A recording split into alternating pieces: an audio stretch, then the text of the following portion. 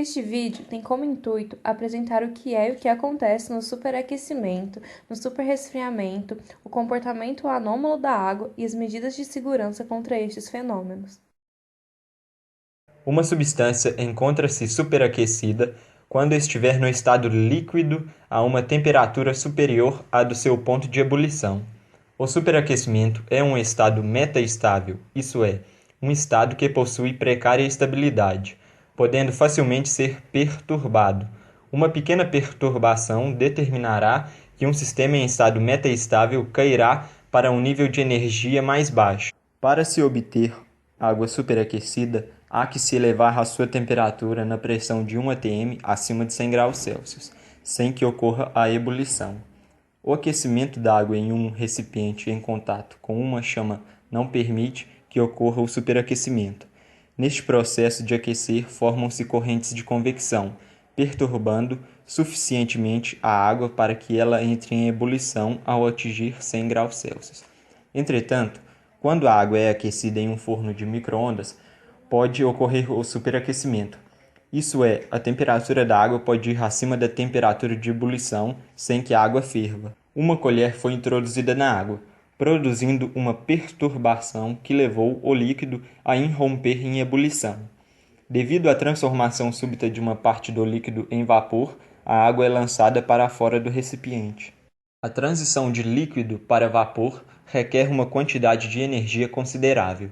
Cada grama de água que passa do estado líquido para o estado de vapor necessita receber cerca de 2.300 joules de energia. Superresfriamento ou sobrefusão é o estado do líquido que encontra-se a temperaturas inferiores às do seu ponto de fusão. Nessas condições, a substância permanece líquida, mesmo quando deveria solidificar-se, graças ao fato de assumir uma temperatura abaixo do seu ponto de fusão. Quando coloca-se uma garrafa com água no congelador, espera-se algumas horas e ela pode permanecer líquida com temperaturas abaixo de 20 graus Celsius. Não diferente do superaquecimento, o estado de sobrefusão também possui precária estabilidade, podendo o líquido cristalizar-se instantaneamente perante a qualquer perturbação. A água fica em estado líquido quando está entre 0 e 100 graus Celsius. Quando ela solidifica-se e vira gelo, ela está abaixo de 0 graus Celsius. No entanto, se a água for pura e estiver intacta, conseguimos deixá-la no estado líquido abaixo desta temperatura. Quando uma substância é aquecida, ela recebe energia de forma que suas moléculas ficam agitadas, passando a ocupar um maior volume, ou seja, sofre dilatação. O oposto ocorre quando uma substância é resfriada, pois ela perde energia e suas moléculas tendem a ficar bem próximas umas às outras, causando uma contração no volume. E isso faz com que, normalmente, a matéria no estado sólido ocupe menos volume do que quando está no estado líquido. Ao contrário do que acontece com a maioria das substâncias, a água possui um comportamento anômalo, que é, quando é aquecida entre os intervalos de 0 e 4 graus Celsius, ela sofre contração e depois começa a dilatar-se, ou seja, quando a água está em seu estado sólido, ela tem volume maior do que no estado líquido, e esse intervalo de temperatura, o volume da água diminui entre 0 e graus Celsius e depois começa a aumentar.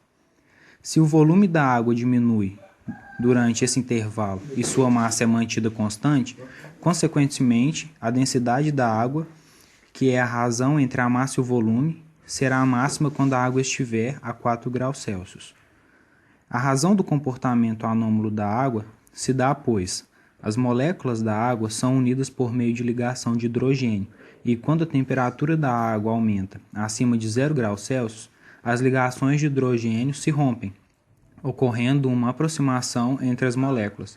Esse efeito supera a agitação térmica molecular, que causa o afastamento das moléculas e faz com que elas ocupem volume maior de tal forma que ocorre contração em seu volume. Quando a temperatura supera os 4 graus Celsius, o número de ligações de hidrogênio já é bem reduzido. Dessa forma, começa a prevalecer o afastamento das moléculas, ocorrendo um aumento em seu volume. Esse comportamento irregular da água explica vários fenômenos naturais, entre eles o fato de o gelo flutuar na água, que é o que ocorre nas regiões muito frias, onde a superfície dos lagos fica congelada, enquanto no fundo da água permanece líquida. Como a água tem densidade máxima, a 4 graus Celsius, ela permanece no fundo, impossibilitando a convecção térmica, que é uma troca de calor em razão da diferença de densidade. Em um sistema térmico, onde há uma intensa e constante troca de calor, pode ocorrer o fenômeno de superaquecimento ou, em caso contrário, o superresfriamento, que ocorre quando a substância permanece no estado líquido a temperaturas superiores ao ponto de ebulição ou inferiores ao ponto de fusão. Deve-se monitorar a temperatura da substância durante certo intervalo de tempo, obtendo a variação de temperatura e conseguindo prever um possível estado de superaquecimento ou superresfriamento. Ao ocorrer da substância estar superaquecida, deve-se realizar seu isolamento térmico e cinético. Isso porque qualquer mudança brusca de temperatura, agitação ou contato com a substância pode ser suficiente para causar uma perturbação, capaz de desencadear uma mudança instantânea de seu estado físico, gerando uma explosão, espalhando gotas ferventes da substância pelo ambiente. Ao concluir o isolamento térmico e cinético da substância, submeta-a a uma temperatura próxima a seu ponto de fusão, esperando assim ocorrer o equilíbrio térmico da substância com o ambiente, sendo possível controlar seu estado físico. Outra situação que devemos levar em consideração é o tipo de sistema térmico que a substância está submetida. Quando a transição de calor ocorre somente na parte inferior do recipiente onde a substância se encontra, como uma panela no fogão, por exemplo, o estado de superaquecimento não é alcançado.